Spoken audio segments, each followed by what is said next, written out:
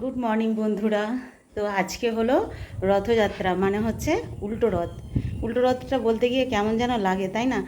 সেই আমরা ছোটোবেলায় ভাবতাম উল্টো রথ মানে হচ্ছে রথটা উল্টিয়ে যাবে, চাকাগুলো হয়তো ওপর দিকে আর মাথাটা হয়তো নিচের দিকে। তো এরকমই ছোট্টবেলায় ভাবতাম, কিন্তু এখনকার বাচ্চাদের সেটা তুমি কোনো দিনই ভাবাতে পারবে না।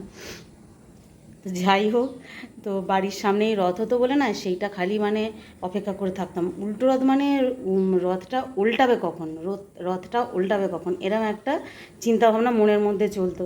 কাউকে বলতেও পারতাম না, না বাবাকে না মাকে।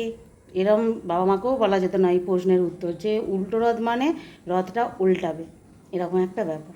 তো যাই হোক, উল্টো রথের জন্য আমার সকল বন্ধুকে জানাই অনেক অনেক শুভেচ্ছা। তোমরা খুব ভালো করে মেলা দেখো, রথ দেখো। আর এই রথ দেখা মানে, এই রথ হয়ে যাওয়া মানে পুজোর একটা চিন্তাভাবনা মাথার মধ্যে চলে আসছে, তাই না?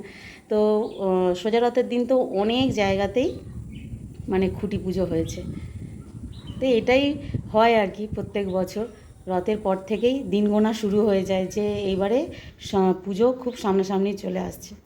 তো চলো, এবারে তো রথ দেখা হয়ে গেল, এবার পুজোর প্রস্তুতি নিতে হবে, তাই না? কিন্তু আজকে সকাল থেকে আকাশের মুখ ভার একদম, রোদ্দুরের ছিটে ফোঁটাও দেখা যাচ্ছে না। সকালবেলা ঝিরঝির করে একবার বৃষ্টি হয়ে গেছে, আবারও আসবে আসবে করছে, এরকম ব্যাপার।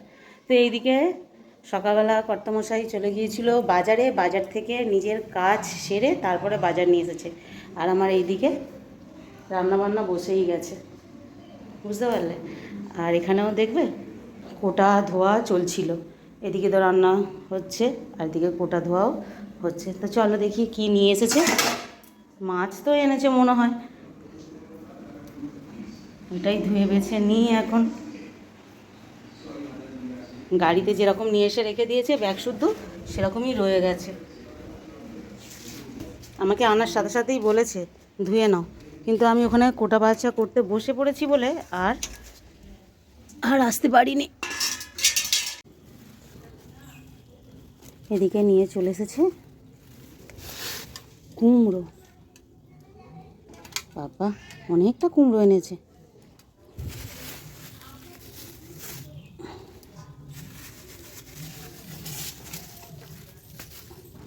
ও বাবা, এর মধ্যে এখনও এক টুকরো কুমড়ো রয়েছে।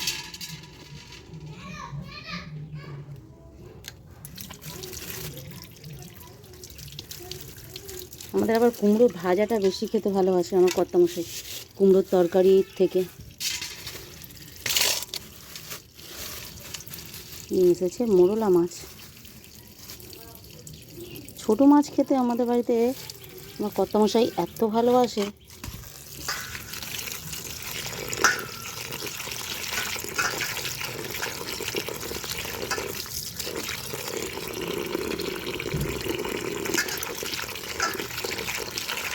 চলো রান্না বান্না করলাম। এই যে এখানে মোরলা মাছগুলো এই যে ভাজা করে নিয়েছি, ভেবেছিলাম সর্ষে বাটা দিয়ে একটু ঝাল করব, বললো না। আর এইটা হচ্ছে মাছের ঝাল, বড় মাছ নিয়ে এসেছিলো হচ্ছে মৃগেল মাছ, সেই মাছ দিয়ে আর টমেটো কাঁচা লঙ্কা দিয়ে ঝাল করে নিয়েছি, ব্যাস। আর মাছটার মধ্যে না ডিমও ছিল জানো, এই যে কটা ডিম ভেজেও এর মধ্যে দিয়ে দিয়েছি। তো চলো আজকের এই রান্নাবান্না, মাছের ঝালটা হয়ে গেলেই খাওয়া দাওয়া করব। একটু বাকি আছে,